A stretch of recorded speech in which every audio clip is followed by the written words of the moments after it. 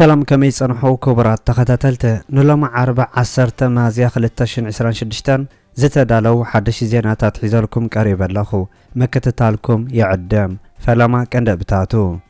ودب حوحات نمن واح سلطان جنال تادس ورد كمستقاما ኤርትራ ንእገዳ ዘመልከት ዘቅረበቶ መግለጽ ዘመልከተን ሰራዊት ግንባር ሓርነት ዓፋር ኣብ ኤርትራ ዘመረቆም ወታደራት ዘመልከተን ኣመንጎ ዩክሬን ሩስያን ወግእ ደው ምባል ስምዕ ከም ዝተበጽሐ ከም ዝተገለጸን ኣብ ወግእ ኢራን እስራኤልን ኣሜሪካን ጎራብታ ሃገራት ኢራን ዘለዋ ሓድሽቲ ምዕባለታት ዘመልከተን ቀይሕ ባሕሪ ሓድሽ ናይ ነዳዲ መንገዲ ይኸውን ከም ዘሎ ከም ዝተገለጸን ዝብሉን ካልእን ዝሕብር ዝርዝር ዜናታት ሒዝናልኩም ቀሪብና ኣለና ንቻነልና ሰብስክራይብ ብምግባር ክሳብ መወዳእታ ክትከታተሉና بخبر نعدمكم روسيان يوكرين نبعل فاسيكا أرثوذكس توخسدون مبال كم تسمامعتا غاليسو روسيان يوكرين نبعل فاسيكا أرثوذكس توهادو تصنح غزيو توخسدون مبال سمع كم زغبراتا غاليسو برامي بوتين سرايت روسيا ابزمو داتا سومن اب كل انفتا توخسدو كبلو كم زعزز غاليسو اذا كم موسكو زوص اواج برامز زلنسكي بتدغاغام كاورو صنح غندما كله بكريملين تنصيغ صنح صاوعيتا سيعيبو زمصا ايو حج بوتين كاب قدام 11 مازيا جميرو كساب سنبت فاسيكا صنح سمعوي جلو وسيخو دما يوكرين نزنا روسيا ابنت كسعب كم زصبا غاليسو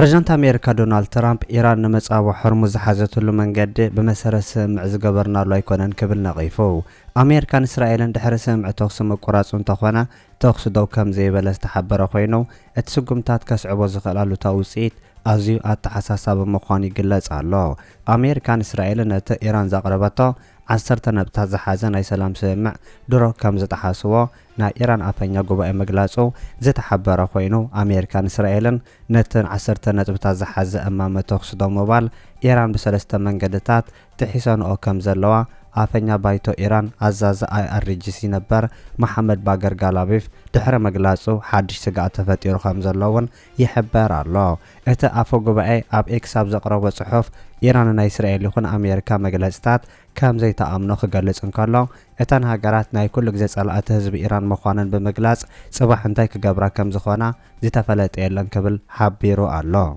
اب كينات ايران قند دلايت كينات كوينا قريبه زلا اسرائيل مخانز تقسنا ايران منچتات ايران اب ليبانو زكايدتو سفيحنا عناو متقعت مرأيا نايت اسرائيل كتفصمو تدل زلا اسفحفح علاماتات مخانون ينغر الله اسرائيل اب ليبانو سنقازان تكايدو متقعتات ناي بينا وق مخان بمغلاص بسنا ايران يكون امريكا زحوس كم زيبلو بمغلاص اب تخباب قدم حج تراي زيفلط اسن بعد متقعت مفصامان بتمتقعت اما ايسابات كم زموتون زحبرو منچتات اسرائيل كابكينا دو كتبل زخونه مدب كم زي بلاي قالصو امريكا امريت ايران اتاون كم زي قدفتو زحبرنا ايران كستات امريكا دحر سمع باكستان تخونه درونات ناب ايران مستادا كم زي قدفت كحبرون كلو كره درونات اب سمايات ايران تحمشن كم زودقاون قاليصو الله امريكا نت ايران زقربتو 10 نزبتا زحز امامه كمزارب كم استقبلتو زحبرنا ايران مجلسات دحرت سمع زقاطم زلو نايم محدار ترامب مجلسات كالي مخانون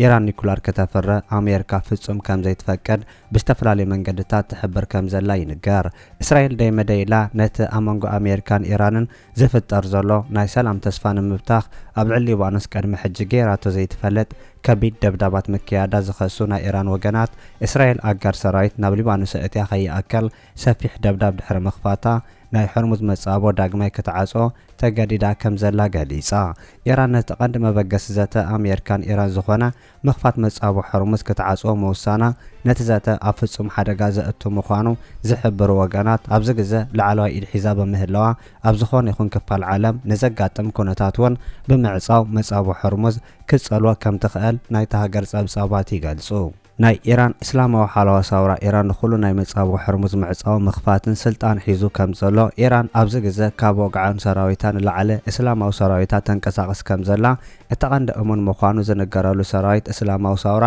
ካብ መራሒ ኢራን ዝመጽኦ ትእዛዝ ኣብ ምትግባር እውን ድሕር ከም ዘይብል ምንጭታት ይገልጹ እዚ ከምዚ ኢሉ እንከሎ ናይ ኣሜሪካ ሚኒስተር ምክልኻል ፔተር ገስት ኢራን ዝሓለፉ 47 ዓመታት ስጋኣት ኮይና ምጽንሓ ክሕብር እንከሎ ድሕር ሕጂ ግን ስጋኣት ከም ዘይትኸውን ገሊጹ ኣሎ እቲ ሚኒስተር ነዚ ገለጸ ኣብ መንጎ ኣሜሪካን ኢራን ንኽልተ ሰሙን ጸንሐ ተኩስ ብምባል ድሕሪ ምብጽሑ ኣብ ዝሃቦ ጋዜጣዊ መግለጺ ምዃኑ ዝተገለጸ ኮይኑ እቲ ሚኒስተር ምክልኻል ምስ ካልኦት ናይ ፔንታጎን ኣዘዝቲ ብምዃን ነቲ መግለጺ ከም ዝሃበውን ይግለጽ እቶም ናይ ኣሜሪካ ናይ ሰራዊት ኣዘዝቲ ኣብ ዝሃቦ መግለጽታት ኣሜሪካ ብትስርሒት ቁጥዕ ክትብል ሰየመቶ ናይ ኢራን መጥቃዕትታት ተዓዊታ ከም ዝወፀተን ኢራን ንዘተ ከም ዝለመነት ክሕብሩን ከለው ናይ ኣሜሪካ ሰራዊት ንወተሃደራዊ ሓይሊ ኢራን ከም ዝደምሰሶ ገሊጾም ኣለው ምምሕዳር ትራምፕ ነቲ ናይ ሰላም ኣፍደገ ከም ዝኸፈቶ ክብሪ ከም ዝግብኦ ዝሕበር እቲ ናይ ሚኒስተር ምክልኻል ኣሜሪካ መግለጽታት ኣብቲ ኩናት ኣሜሪካ ኣብ ቀንዲ ናይ ኢራን ማእከላት ደምሳሲ መጥቃዕቲ ብምክያዳ ድሕሪ ሕጂ ኢራን ሓያል ሃገር ከም ዘይኮነትውን ኣነጺሩ ኣሎ ሄገስት ኣሜሪካ ንሓይሊ ባሕርን ሓይሊ ኣየር ኢራን ንምጥፋእ ዝነበራ ወተሃደራዊ ዕላማ ከም ዝዓወተት ብምግላጽ ኣሜሪካ ንናይ ኢራን ሰማያት ተቋጺራ ከም ዘላ እውን ክሕብር እንከሎ ኣብ ዝኾነ ይኹን እዋን ናይ ኢራን ሰማያት ክትብሕቶ ከም ትኽእል እውን ወሲኹ ገሊጹ ኢራን ነቲ ናይ ሰላም እማመ ብኸቢድ ጸቕጢ ከም ዝተቐበለቶ ዝሕብር እቲ ሚኒስተር እታ እስላማዊት ሃገር ነቲ ኣሜሪካ ዘቕረበትላ ቅድመ ኩነት እንተዘይተቐበል ድልድላታ ምምንጨዊ ሓይሊ ኤሌክትሪክ ትሕቲ ቅርፂ ነዳድን ጸዓትን ሙሉእ ብምሉእ ክድምሰስ ተወዲኡ ከም ዝነበረ እውን ገሊጹ ኢራን ዳግማይ ንምህናጽ ዓሰርታት ዓመታት ከም ዝወስድ ዝገለጸ እቲ ሚኒስተር ምክልኻል መራሕቲ እታ ሃገር ነዚ ተገንዚቦም ኣብ ስምዕ ክበጽሑ መሪጾም ብምባል ፕሬዚዳንት ትራምፕ ንቁጠባ ኢራን ኣብ ውሽጢ ደቃይቕ ናብ ትሕቲ ዜሮ ክምልሶ ዓቕሚ ከም ዝነበሮ እውን ገሊጹ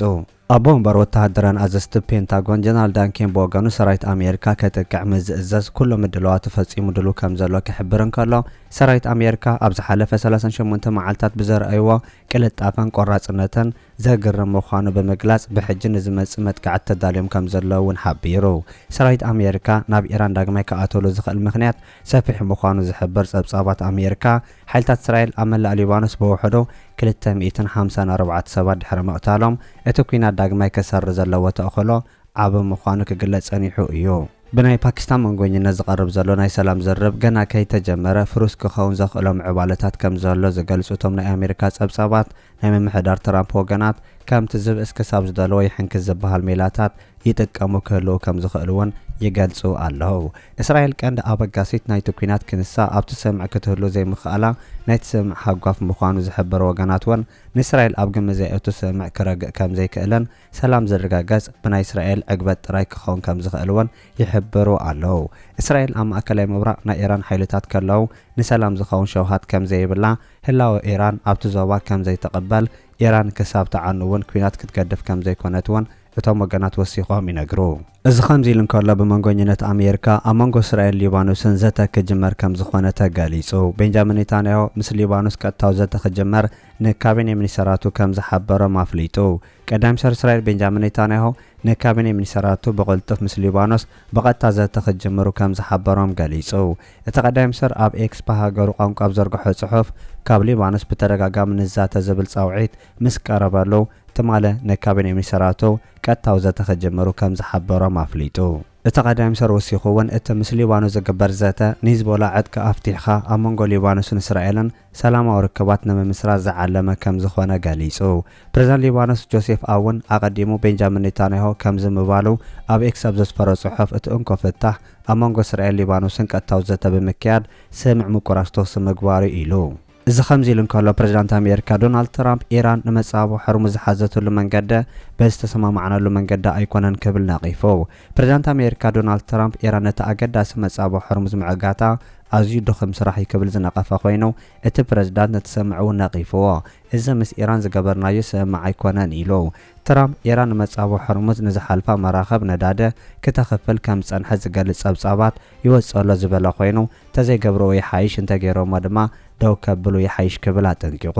ኢራን እስራኤል ኣብ ልዕሊ ሊባኖስ ትፍጽሞ ዘላ ከቢድ መጥቃዕቲ ስዒቡ ንመጻቦ ሕርሙዝ ኣብ ሕጂ እዋን ዓጽያቶ ከም ዘላ ዝተገለጸ ኮይኑ ኣብ መንጎተን 4 መዓልታት ክዋግኣ ጸንሓ ኣሜሪካን ኢራን ዝተበጽሐ ተኩስ ብምባል ካብ ነጥብታት እቲ ሓደ መኽፋት መጻቦ ሕርሙዝ ምዃኑ ይዝከር ቢቢሲ ቬሪፋይ ኣብ ዘውፅኦ መግለጺ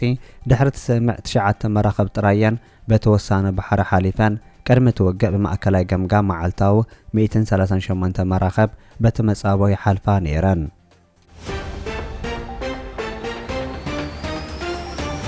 ቀይሕ ባሕሪ ሓድሽ መንገዲ ናይ ነዳዲ ይኸውን ከም ዘሎ ተገሊጹ። ኣብ ትሕቲ መጻቦ ሕርሙዝ ኣብ ትሕቲ ባሕሪ ተቐቢሩ ዝርከብ ነቶግቲ ነተን ብኢራን ተፈቒድወን ክሓልፋ ዝፍትና መራኸቡ እንተኾነ ስጋኣት ኮይኑ ከም ዘሎ ክሕበር እንከሎ ሓድሽ ናይ ነዳዲ መጓዓዝያ ቀይሕ ባሕሪ ይኸውን ከም ዘሎ ተገሊጹ። ናይ ስዑድ ዓረብ ነዳዲ ብመንገዲ ቀይሕ ባሕሪ ክጓዓዝ ዝበለጸ ፍታሕ ምዃኑ ዝሕብሩ ናይቲ ሃገር ወገናት ስዑድ ዓረብ ድሮ 7 ሚልዮን በርሚል ነዳዲ ብቀይሕ ባሕሪ ተመሓላልፍ ከም ዘላ መግለጻ እውን ተሓቢሩ።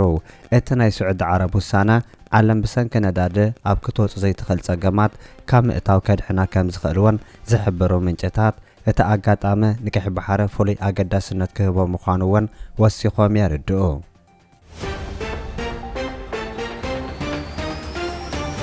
ውድብ ሕወሓት ንሹመት ፕሬዝዳንት ክልል ትግራይ ጀነራል ታደሰ ወረደ ከም ዝተቃወመ ተገሊጹ።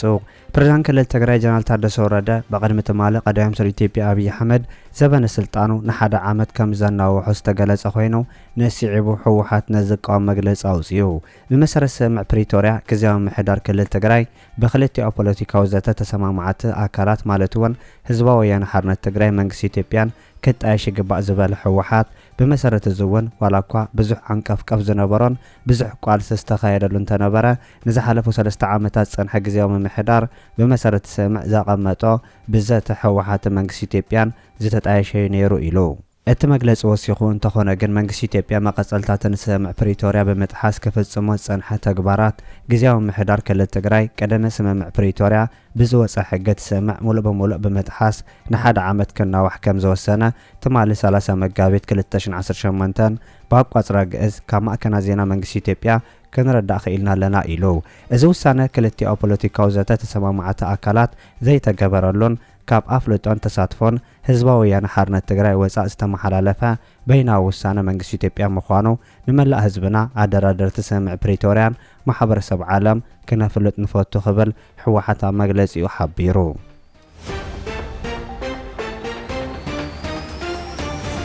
ኤርትራ ንእገዳ ዝምልከት መግለጺ ከም ዘውፅአ ተሓቢሩ። ሚኒስትር ወፃኢ ጉዳይ ኤርትራ ዑስማን ሳልሕ ኣብ ጀኔቫ ዝተኻየደ ንናይ እገዳ ዝምልከት ዋዕላ ብማንዛ መደረ ምስምዑ ተሓቢሩ። ኤርትራ ናይ ልዕሊ 2 ዓመታት እገዳ ከም ዝነበራ ኣብቲ ኣጋጣሚ ዝተገለጸ ኮይኑ ብሓደ ወገን ዝግደድ እገዳ ዘብቅዕሉ መንገድታት ክናደ ከም ዝግባእ ምግላጹ እውን ይሕበር። ናይ ሰብኣዊ መሰረት መግለጽታት እውን ሓደ ወገናዊ ክኾኑ እንከለዉ ካብ ጥቕሞም ጉድኣቶም ከም ዝበዝሕ ኣብቲ ኣጋጣሚ ክሕበር እንከሎ ፍሉይ ረብሓ ንዘለዎም ወገናት ጥራይ ዘገልግል ፖሊሲታት ዝውገደሉ ኩነታት ክፍጠር ወሳኒ ምዃኑ ኣብቲ መደረ መጠቕላሉ እውን ክፍለጥ ተኻኢሉ ኣሎ።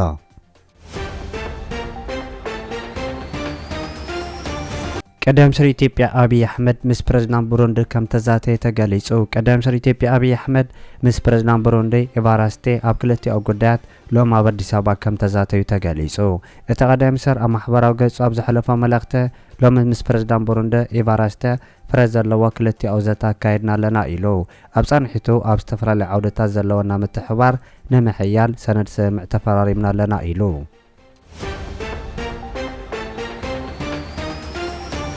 ሰራዊት ግንባር ሓድነት ዓፋር ኣብ ኤርትራ ከም ዝተመረቁ ተገሊጹ። ሰራዊት ግንባር ሓድነት ዓፋር ኣብ ኤርትራ ከም ዝተመረቁ ዝተገለጸ ኮይኑ ሳልሳይ ዙር ዝምረቁቶም ናይ ዓፋር ሰራዊት ንናይ ተኸባቢ ኣቃውማን ኩነታትን ዝውክል ተዓሊም ከም ዝቐሰሙ ዘውፅዎ መግለጺ ሓቢሩ። እቶም ተዓለምቲ ኣብቲ ኣንጻር መንግስቲ ክልል ዓፋርን ፌደራል ኢትዮጵያን ክቃለሱ ምዃኖምን ሓቢሮም ኣለዉ።